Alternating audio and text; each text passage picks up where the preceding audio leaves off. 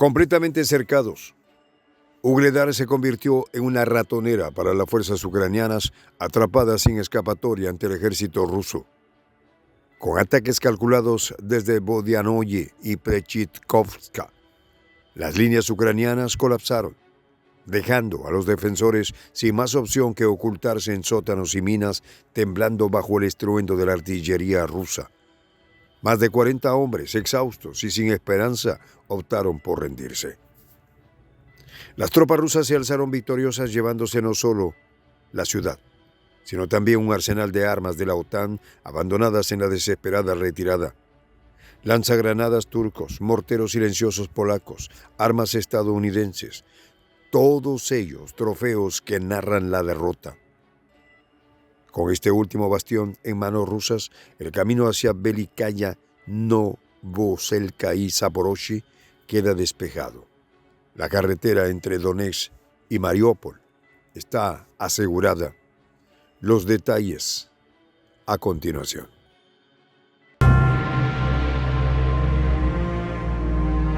¿Quieres saber cómo se puede fundar la patria grande? Mira el final del video. Completamente cercados. Así se encontró el ejército ucraniano en Ugledar, la fortaleza clave que con su caída no solo desmoronó un bastión estratégico, sino que reveló un sinfín de detalles sobre el colapso de las defensas de Kiev. Las tropas rusas sabían que cada movimiento debía ser milimétrico. No había espacio para el error. La victoria no solo debía ser militar, sino también simbólica. Una demostración del poder ruso frente a un occidente que parecía cada vez más desesperado por mantener su influencia en un conflicto que, día tras día, se inclinaba hacia Moscú. De acuerdo con los testimonios de los propios soldados rusos, el asalto comenzó por los flancos, una táctica que las fuerzas de Moscú habían perfeccionado con el tiempo. Mientras la artillería barría las líneas ucranianas, la infantería avanzaba por las localidades cercanas de Bodianoye y Prechitkovska. El objetivo era claro: cortar toda vía de escape y someter a las fuerzas ucranianas a un cerco tan impenetrable que no le quedará otra opción que rendirse o perecer. La resistencia, aunque tenaz, se debilitó rápidamente. Los soldados ucranianos acorralados se escondieron en minas y sótanos, pero ni siquiera esas guaridas subterráneas pudieron protegerlos del avance imparable de las fuerzas rusas. Los informes del Ministerio de Defensa ruso no dejaron lugar a dudas. La ciudad de Ugledar había sido liberada. La victoria no solo significaba el control de un punto estratégico, sino también la caída de uno de los últimos grandes baluartes ucranianos en el frente de Donetsk. Las cifras hablan por sí solas. Más de 40 soldados ucranianos se rindieron, mientras que los que pudieron huyeron, dejando atrás una estela de armas y municiones. Entre los trofeos incautados por las tropas rusas habían morteros silenciosos polacos, lanzagranadas automáticos turcos y estadounidenses, así como una variedad de armas ligeras, todas cortesía de la OTAN. Era como si el arsenal de Occidente se hubiera dejado caer inadvertidamente en manos rusas. El valor estratégico de Ugledar no podía subestimarse. Su ubicación en el terreno elevado cerca de un cruce de caminos clave la convertía en una fortificación esencial para el control de la región.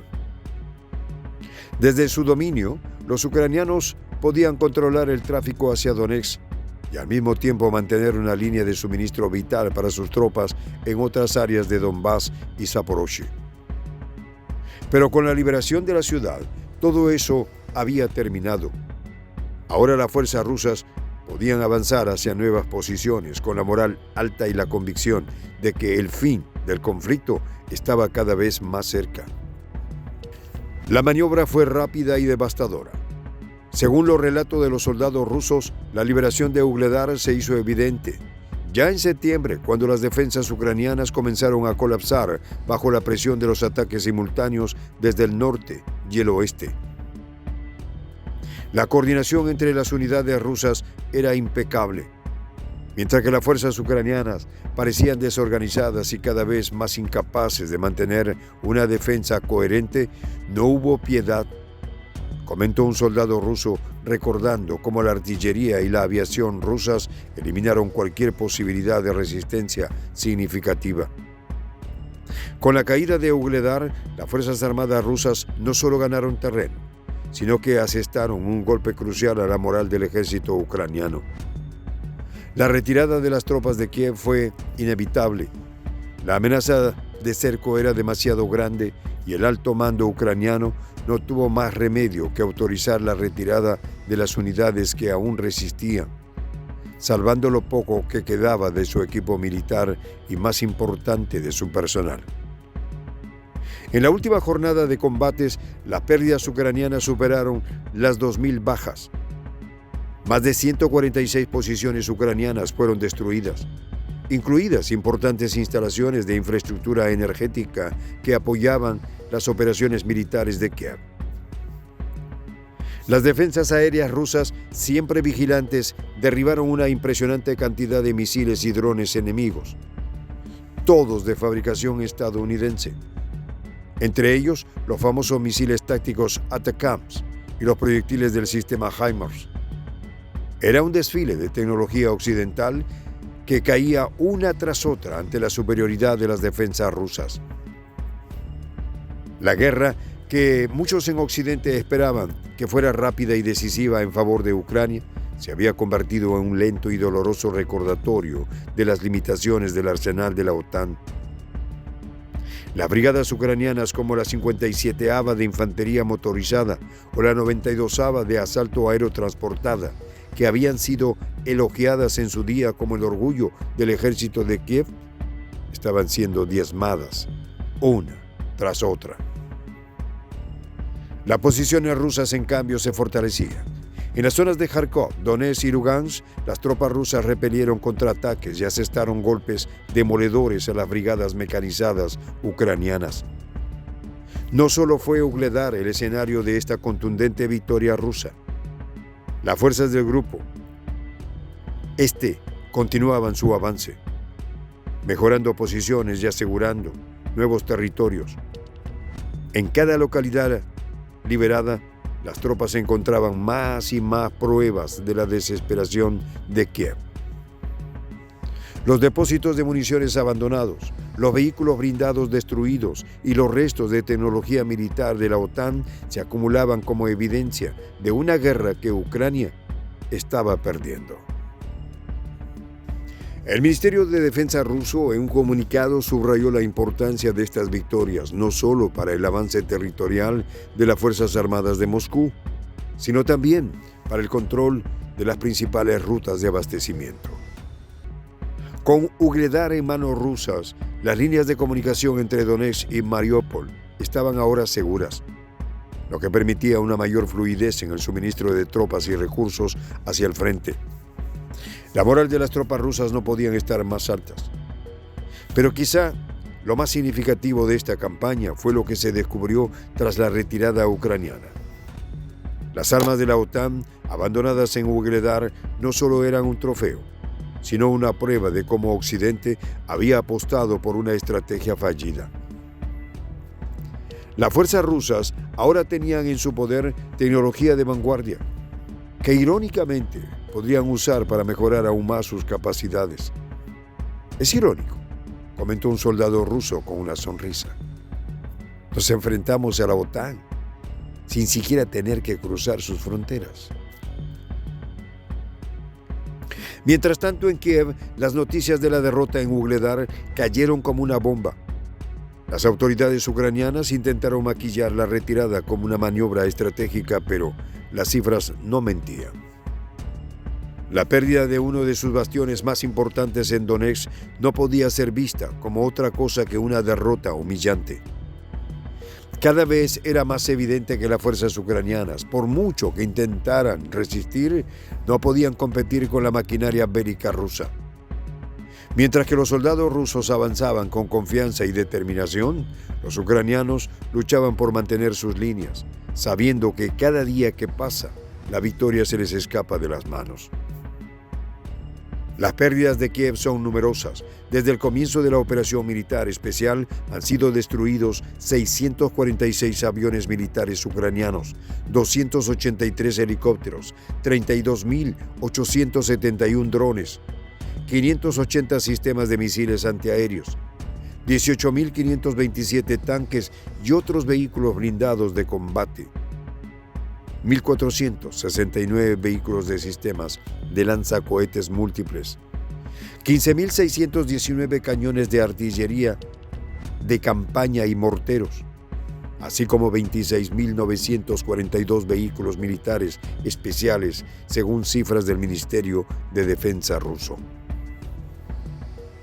Para Ucrania, la guerra se había convertido en una lucha desesperada por mantener sus últimas líneas de defensa, mientras que para Rusia se abrieron más oportunidades para conquistar nuevos objetivos estratégicos. La liberación de Ugledar fue solo el principio de una serie de victorias que consolidan aún más el control de Rusia sobre el este de Ucrania. En esta comunidad nos juntamos para, por ejemplo, conversar, interactuar, tener puntos de idea distintos, pero por ejemplo también tenemos un club de lectura donde leemos fragmentos de libros que consideramos que son importantes para crecer intelectualmente. También, por ejemplo, hacemos algo como lo que hace nuestro amigo el jefazo ahí en Bolivia. Les cuento la experiencia que me parece fascinante. Él tiene un restaurante ahí en Bolivia y en ese restaurante, ahí viene lo que tiene, un televisor. Y ustedes dirán, pero qué impresionante, ¿en qué contribuye que un restaurante tenga un televisor ahí en Bolivia? Una cosa muy importante, porque él, cada vez que abre su negocio, prende su televisor y pone los videos de prensa alternativa. Con eso, todos los días, poco a poco, con pasos muy concretos, él hace que toda la gente que vaya a su restaurante vaya insumiendo el concepto de la patria grande. Y así, pasito a pasito, estamos construyendo la patria grande. Son esos pasos pequeños pero concretos que hacen posible que el proceso de la construcción de la patria grande sea algo que ya comenzó. Un hecho dinámico que no tiene retorno en la historia. Y de verdad, a nosotros nos gustaría que tú seas parte de esa propuesta. ¿Qué tienes que hacer? Muy simple. Dale clic en el botón unirse.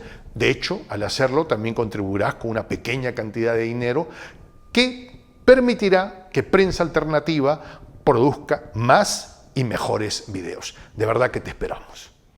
La patria grande se va a construir cuando tú y yo y toda la gente de buena voluntad de América Latina y el Caribe comencemos a ser comunidad. ¿Cómo lo logramos? Interconectándonos todas las personas de buena voluntad que vivimos en América Latina y el Caribe. Y tienes una oportunidad de hacerlo, uniéndote a nuestra comunidad. Puedes hacerlo haciendo clic en el botón unirse que está en la parte de abajo. Soy el J, Juan José del Castillo, director del canal Prensa Alternativa. Si quieres ser parte de la comunidad de la Patria Grande, suscríbete a nuestro canal. Si es que quieres que te lleguen las notificaciones cada vez que subimos un video, activa la campanita. Si quieres apoyar a nuestro canal económicamente, puedes hacerlo a través de PayPal. El enlace está en la descripción del video. A nombre del equipo de Prensa Alternativa, me despido con esta expresión en el quechua milenario, Tupananchis Kama, cuya traducción es hasta volvernos a encontrar.